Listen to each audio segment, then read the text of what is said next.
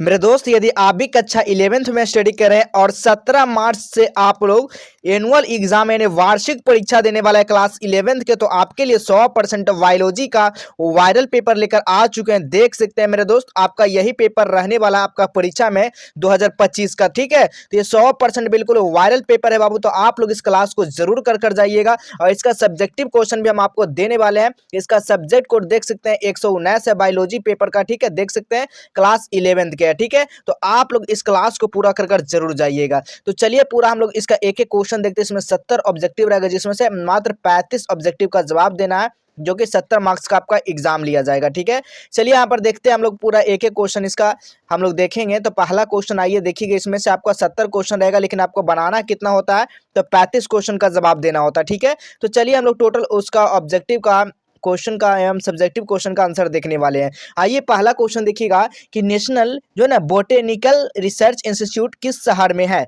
बताइएगा किस शहर में। तो बिल्कुल याद रखिएगा ये लखनऊ में है बाबू, तो क्या होगा ऑप्शन नंबर यहाँ पर बी बिल्कुल सही आंसर हो जाएगा। आइए अगला क्वेश्चन हम लोग देखेंगे। दूसरा नंबर क्वेश्चन क्या पूछा जा रहा है, किसी एक टैक्सॉन की जानकारी किसमें निहित है, बताना है ये किसमें निहित है। तो बिल्कुल याद रखिएगा नियम पुस्तिका में भी है, मोनोग्राफ में है, सूची पत्र में है। इसका राइट जो आंसर होगा बाबू क्या होगा, ऑप्शन नंबर डी हो जाएगा। ठीक है, चलिए अगला क्वेश्चन हम लोग देखेंगे। तीसरा नंबर क्वेश्चन क्या कह रहा है, गेहूं का वैज्ञानिक नाम क्या है। देखिए गेहूं का वैज्ञानिक नाम आप सभी को पता है, गेहूं का वैज्ञानिक नाम क्या है, यानी कि ट्रिटिकम इंस्टीवम। ठीक है, इंस्टीवम ऑप्शन नंबर यहाँ पर क्या होगा, डी बिल्कुल सही आंसर होगा। चलिए अगला क्वेश्चन देखिएगा। चौथा नंबर क्वेश्चन क्या पूछा जा रहा है, किसने 5 जगत वर्गीकृत यानी कि वर्गीकरण प्रस्तावित किया था, किसने 5 जगत का वर्गीकृत प्रस्तावित किया था। तो बिल्कुल याद रखिएगा किसने किया था, RH यानी कि हिटकर ने। ठीक है, हिटकर ने, ऑप्शन नंबर यहाँ पर सी बिल्कुल राइट आंसर हो जाएगा। ठीक है, अगला क्वेश्चन देखिएगा। गर्म झरने में पाए जाने वाले आध बैक्टीरिया को कहा जाता है, क्या कहा जाता है मेरे दोस्त, बिल्कुल याद रखिएगा, यानी कि थर्मो एसिडोफिलम्स। ठीक है, ऑप्शन नंबर यहाँ पर क्या होगा, ए बिल्कुल सही आंसर होगा। अगला क्वेश्चन देखिएगा। 6 नंबर क्वेश्चन क्या पूछा गया, कोशिका कोशिका वर्गीकी आधारित है, किस पे आधारित है। तो बिल्कुल याद रखिएगा ये जो है कोशिका विज्ञानीय सूचनाओं पर आधारित है बाबू, ऑप्शन नंबर ए बिल्कुल सही आंसर होगा। अगला क्वेश्चन देखिएगा। 7 नंबर क्वेश्चन क्या पूछा गया, भूरे शैवाल में संचित भोजन क्या रहता है। भूरे शैवाल में जो संचित भोजन होता है ना, वो क्या होता है, यानी कि लैमिनेरिन होता है जी, ऑप्शन नंबर यहाँ पर ए बिल्कुल सही आंसर होगा। देख सकते हैं एनुअल एग्जाम का बिल्कुल ओरिजिनल पेपर कह सकते हैं बाबू। ठीक है, अगला क्वेश्चन देखिएगा। निम्नलिखित में से किसमें कवक मूल पाया जाता है, किसमें कवक मूल पाया जाता है मेरे दोस्त। तो याद रखिएगा पाइनस में पाया जाता है, किसमें पाया जाता है बाबू, पाइनस में, ऑप्शन नंबर यहाँ पर ए बिल्कुल सही आंसर होगा। अगला क्वेश्चन हम लोग देखेंगे। अगला क्वेश्चन क्या कर रहा है, एंजियोस्पर्म में भ्रूण कोश की प्रत्येक कोशिका होती है, किसमें होती है। तो क्या होती है, अनुगुणित होती है, ऑप्शन नंबर ए हो जाएगा। अगला क्वेश्चन देखिएगा। जिन प्राणियों में शरीर गुहा नहीं पाई जाती है उन्हें कहते हैं, उसको हम लोग क्या बोलते हैं, तो अगुहीय बोलते हैं। ठीक है, क्या बोलते हैं, अगुहीय बोलते हैं, बिल्कुल ऑप्शन नंबर ए हो जाएगा। ठीक है, अगला क्वेश्चन देखिएगा। कोएनोसाइट पाई जाती है, कोएनोसाइट पाई जाती है, क्या होगा मेरे दोस्त, तो बिल्कुल याद रखिएगा संघ, यानी कि संघ क्या होता है, पोरीफेरा में होता है, बिल्कुल ऑप्शन नंबर ए हो जाएगा। अगला क्वेश्चन देखेंगे बाबू। अगला क्वेश्चन क्या है, वर्ग एम्फीबिया की प्राणी होते हैं, वर्ग एम्फीबिया के प्राणी कौन होते हैं। तो समतापी भी होते हैं, असमतापी भी होते हैं, यानी कि क्या होगा, ऑप्शन नंबर यहाँ पर सी हो जाएगा, दोनों। ठीक है, अगला क्वेश्चन देखेंगे जी। 13 नंबर क्वेश्चन क्या पूछा गया, बाह्य कंकाल एवं जो ना काइटिनी यानी कि काइटिनी संधिपाद का पाया जाना किस संघ का विशेषण लक्षण है। तो याद रखिएगा मेरे दोस्त ये किस लक्षण है, किसका, ऑर्थोपोडा का है जी, तो बिल्कुल ऑप्शन नंबर बी हो जाएगा। अगला क्वेश्चन देखिएगा। मूल रोम निम्नलिखित में से कहाँ निकलती है मेरे दोस्त। तो 14 का जो राइट आंसर होगा वो क्या होगा, परिकत्वा क्षेत्र में, ऑप्शन नंबर सी बिल्कुल सही आंसर हो जाएगा। अगला क्वेश्चन देखिएगा। अगला क्वेश्चन है, निम्नलिखित में से कौन पौधा में श्वसन के लिए ऑक्सीजन प्राप्त करने में सहायक होती है, किसमें मेरे दोस्त। तो याद रखिएगा क्या होगा, प्रो यानी कि प्रोप मूल में, श्वसन मूल में, जो ना अश्वस्त यानी कि अब स्तंभ मूल में, यानी कि सभी हो जाएगा, इसमें सभी में होता है। ठीक है, ऑप्शन नंबर डी हो जाएगा। अगला क्वेश्चन देखेंगे। 16 नंबर क्वेश्चन क्या पूछा गया, निम्नलिखित में से कौन भूमिगत तने का रूपांतरित नहीं है। तो 16 का जो राइट आंसर होगा क्या होगा, ऑप्शन नंबर बी हो जाएगा, जमी कंद। ठीक है, अगला क्वेश्चन देखिएगा जी। अगला क्वेश्चन क्या पूछा गया आपसे कि नाम में किस प्रकार की संयुक्त ध्वनियाँ यानी कि जो है ना संयुक्त पत्तियां पाई जाती है, किसमें पाई जाती है मेरे दोस्त, तो याद रखिएगा यानी कि पिच्छाकर संयुक्त पत्तियों में पाया जाता है। ऑप्शन नंबर बी बिल्कुल सही आंसर होगा। अगला क्वेश्चन देखिएगा, केना यानी कि केना के फूल होते हैं, केना में जो फूल होते हैं वो क्या होगा, क्या होते हैं, तो बिल्कुल याद रखिएगा अश्मित होते हैं। ऑप्शन नंबर सी होगा। अगला क्वेश्चन देखिए, केंद्र पृथ्वी की ओर जो है ना प्रोटोजाइलम निम्नलिखित में से किसमें पाया जाता है, तो बिल्कुल याद रखिएगा 19 का जो राइट जो आंसर होगा ना वो क्या हो जाएगा मेरे दोस्त, आपको तना में भी जड़ में यानी कि दोनों में होता है जी। ऑप्शन नंबर सी हो जाएगा। विद्यार्थी इस क्लास को देख रहे हैं तो कम से कम पूरा जरूर देखिएगा, क्योंकि आपका परीक्षा में छपने वाला क्वेश्चन है बाबू, ठीक है। बिल्कुल इग्नोर नहीं करना है, क्योंकि आपका इस अगर आप लोग वार्षिक परीक्षा 11th में सम्मिलित होते हैं तभी आप क्लास 12th में जा पाएंगे बाबू, ठीक है। तो इस चीज़ को याद रखिएगा, और वार्षिक परीक्षा आपको देना अनिवार्य है और पास करना भी आपका जरूरी है। चलिए अगला क्वेश्चन देखिएगा, एक बीजपत्री पौधे में निम्नलिखित में से क्या नहीं पाया जाता, क्या नहीं पाया जाता है मेरे दोस्त, तो याद रखिएगा क्या हो जाएगा, फ्लोएम क्या होता है, पैरेकाइम होता है, बिल्कुल ऑप्शन नंबर सी हो जाएगा। अगला क्वेश्चन देखिएगा जी, अगला क्वेश्चन क्या कह रहा है, क्यूटिकल नहीं पाया जाता है, किसमें क्यूटिकल नहीं पाया जाता मेरे दोस्त, तो जड़ में नहीं पाया जाता। ऑप्शन नंबर ए हो जाएगा। अगला क्वेश्चन आप लोग देखेंगे जी, अगला क्वेश्चन क्या करा है, तने पर अवस्थित वह छिद्र जो बाहरी वायुमंडल में और भीतरी उत्तक के बीच गैसों का आदान प्रदान करते हैं वो क्या है, तो 22 का जो राइट जो आंसर होगा वो रंध्र हो जाएगा, बिल्कुल correct answer option number A हो जाएगा। चलिए अगला क्वेश्चन देखिएगा, अगला क्वेश्चन क्या करा है, विषम को चिन्हित कीजिए, विषम को क्या करना है, चिन्हित करना है जी, तो बिल्कुल याद रखिएगा लाल रुधिकाएं कनिकाएं, बिल्कुल ऑप्शन नंबर ए हो जाएगा। अगला क्वेश्चन देखिएगा, अगला क्वेश्चन क्या कहा जा रहा है, तिलचट्टे का वैज्ञानिक नाम क्या है, तिलचट्टे का जो वैज्ञानिक नाम है ना वो क्या है मेरे दोस्त, तो तिलचट्टा का वैज्ञानिक नाम क्या है, तो मेढक का राणा टिग्राना है ना, बताइएगा किसका हो जाएगा, इसका राइट आंसर आप लोग कमेंट कीजिएगा।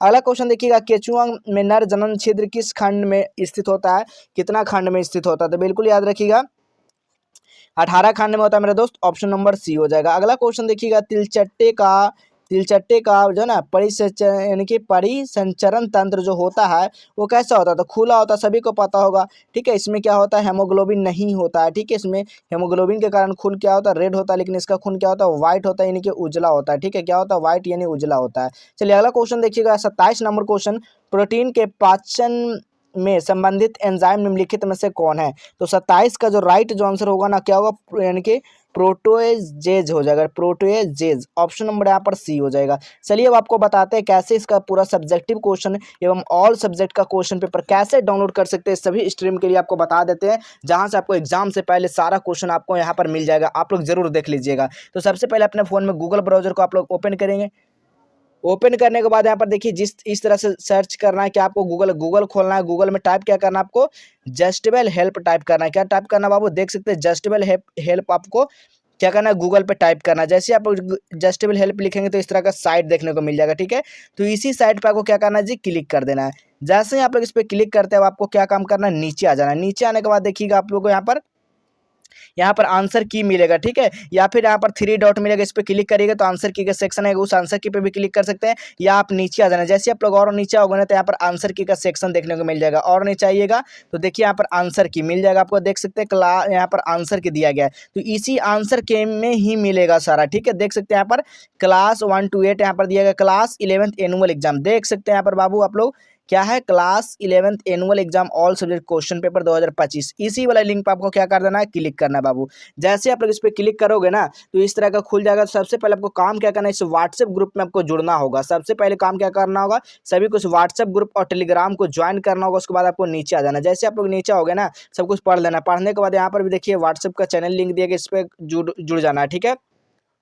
जैसे आप लोग नीचे आएंगे तो देखिए आपका एग्जाम डेट दिया गया, ठीक है। पहला दिन क्या है आपका 17 तारीख फिजिक्स है, केमिस्ट्री है, 18 तारीख आपका क्या है बायोलॉजी का पेपर है, देख सकते हैं। तो 18 तारीख क्या है बायोलॉजी का पेपर, आपको नीचे आ जाना। जैसे आप लोग और नीचे आओगे ना तो यहाँ पर देखिए सारा सब्जेक्ट का पेपर डाउनलोड लिंक दिया रहेगा, क्या रहेगा बाबू, डाउनलोड लिंक। यहाँ से अगर क्या कर सकते हैं आप सीधा आकर डाउनलोड कर सकते हैं, ठीक है। ये सारा कुछ अपडेट हो जाएगा। आप लोग नीचे बढ़ाइएगा तो यहाँ पर भी देखिए डाउनलोड का लिंक दिया गया, इसी पर आपको क्या करना है, आपको डाउनलोड कर लेना है। यहाँ से आकर जो भी सब्जेक्ट का है ना, तो देखिए आपका बायोलॉजी का है तो बायोलॉजी वाला पे क्लिक आपको करना है, क्या करना, बायोलॉजी वाला पे आपको आकर क्लिक करना है। यहाँ से आप लोग सारा पेपर को डाउनलोड कर सकते हैं। तो ये सारा स्ट्रीम के लिए दिया गया, जो भी है आर्ट्स साइंस कॉमर्स तीनों के लिए दिया गया है। तो सर्च क्या करना आपको, गूगल पे जस्टेबल हेल्प सर्च करना बाबू, ठीक है।